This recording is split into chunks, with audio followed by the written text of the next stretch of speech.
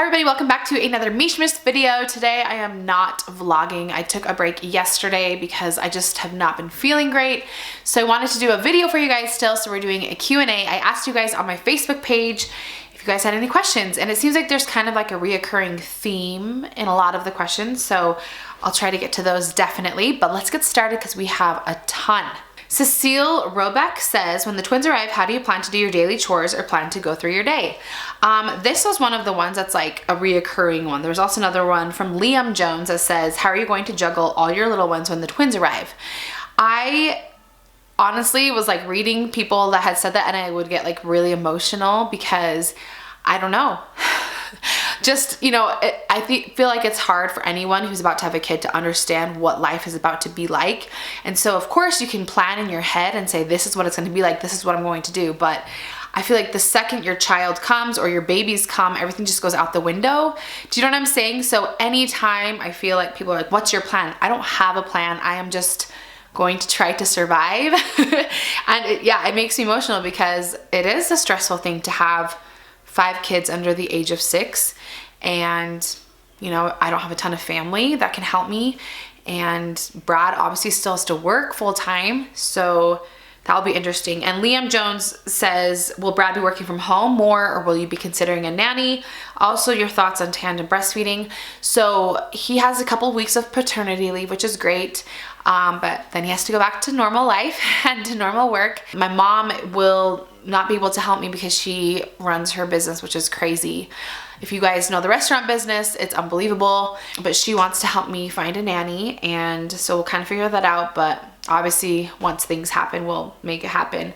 As far as breastfeeding, I'm definitely planning on breastfeeding, at least at home. I want them to learn to take a bottle as well, because you guys know none of my other kids have taken bottles, so I want my twins to know how to take a bottle, but I really want to breastfeed, not just like exclusively formula feed or anything, because I love breastfeeding so much. Layla Yabara says, are the twins going to be set up in your room at first? Yes, they will share a crib or share a bed in my bedroom. That's what I'm planning.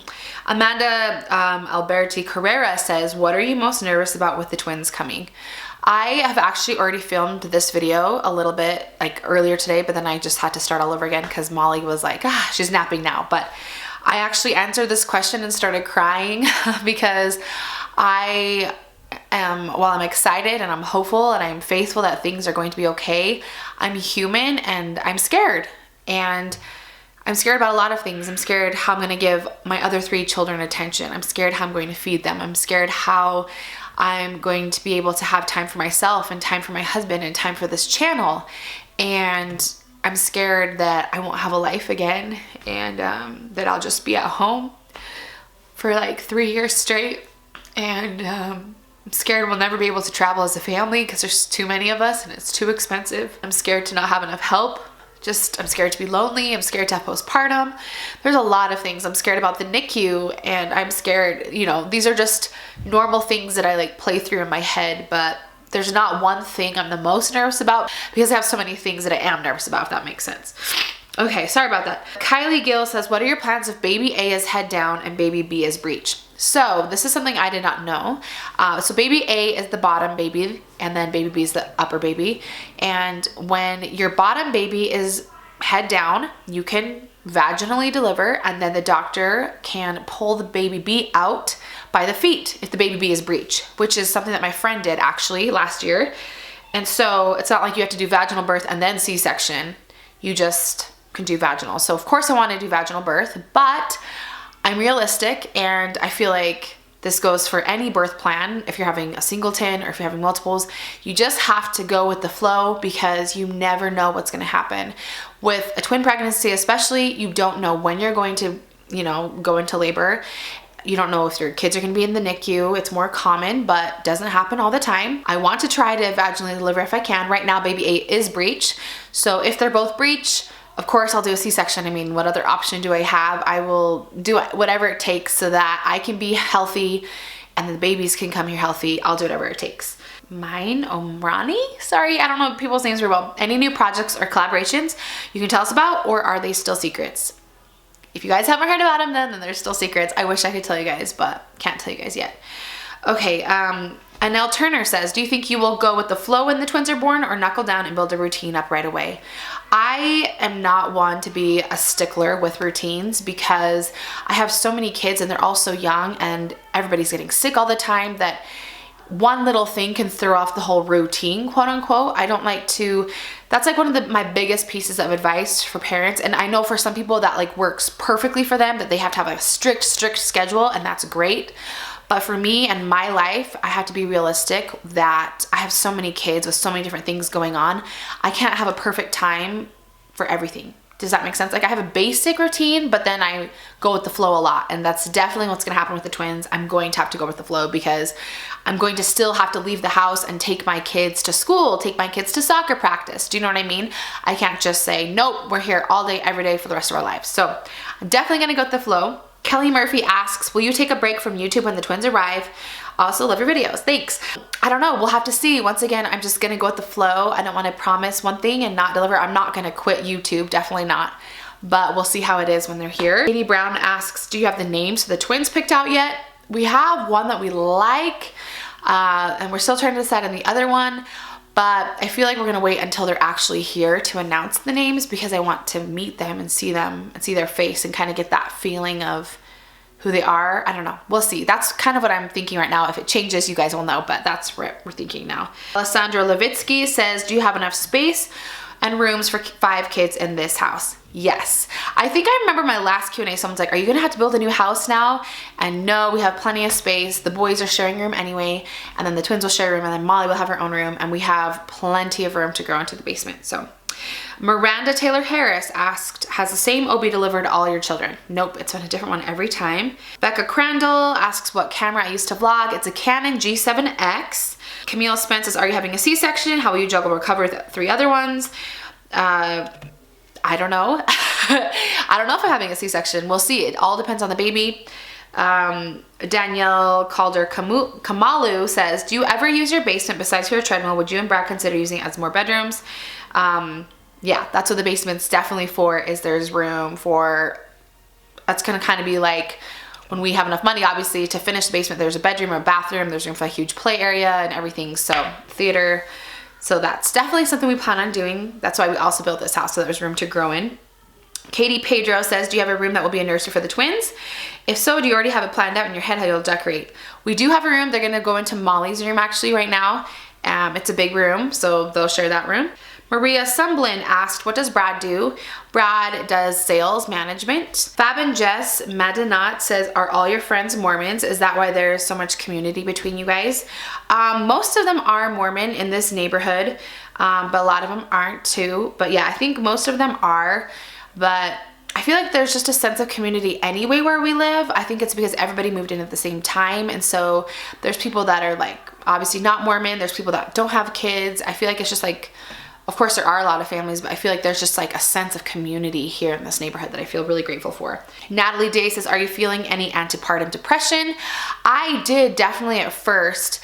And I have days where I'm like kind of low. I'm actually having one of those days today because I'm just not feeling great. And I'm like, oh, this is so frustrating. I want to be myself.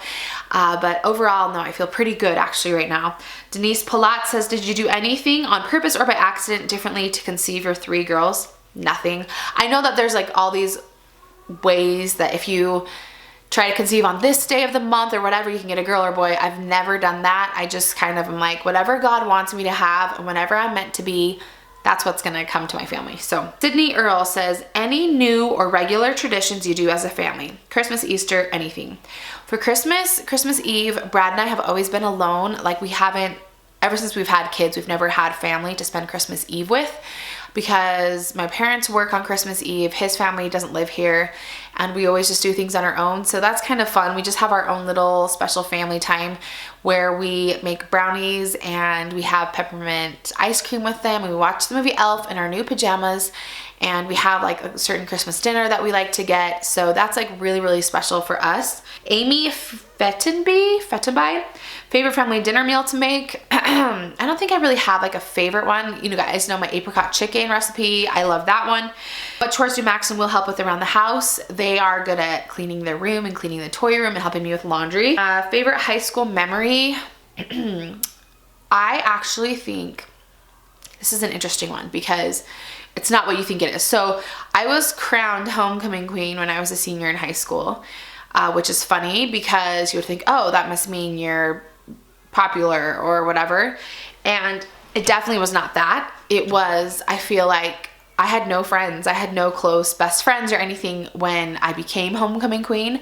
But to me, it was such a validation moment because since I didn't really have anybody close to me, I spent so much of my time in high school just really trying to be kind and helpful to people who didn't really have friends or people who just, you know, didn't fit in or whatever. I just really tried my best to be as kind as I could to everyone.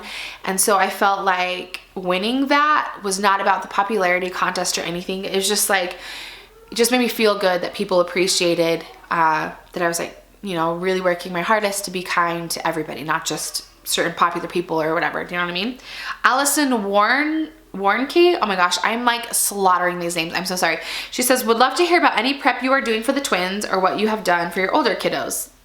So I've been going crazy nesting. Like I've been organizing closets and just cupboards and things that I know I will not have time to go through. And I'm like starting to go through the kids' clothes and getting rid of things and taking things, you know, to the DI, which is basically just like a Goodwill, and getting rid of toys and everything. So that's kind of what I'm doing. Shelby Waltz says, what's your method of keeping up energy and keeping up with the kids while pregnant and when not pregnant? It's hard. I feel like it's all in here too. Like my body won't let me do things, but my brain is like, I need to do things. I need to do things. So even if I'm just sitting there, I'm like working from my phone or whatever. I think it's just trying to prioritize what's really important and like keep up the energy and keep up the end goal in your head. Like, okay, this is worth it. This is worth it. This is worth it. If that makes sense. So, okay. Caitlin Pacheco says, do twins run in your family? They do not run in my family. They do not run in Brad's family. There is no history of twins anywhere in our family line. So that's why this is so crazy. We didn't do infertility treatments or anything. We just got twins. Isn't that crazy? This is the last one. It's by Chloe Loach, and it says, your family's so full of inspiring, strong women. How will you encourage your girls and boys to strive for their goals?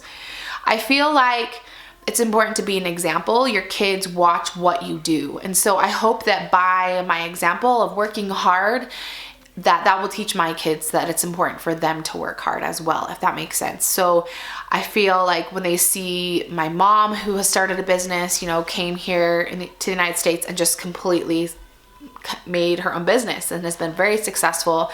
And my sisters are really intelligent, beautiful women, and they work really hard. And my sister-in-law, there's just so many people that I feel like that they have examples to look forward to. But I feel like the biggest thing is our example and teaching them that, hey, we don't just settle for nothing. Like we need to strive for something greater than ourselves at all times.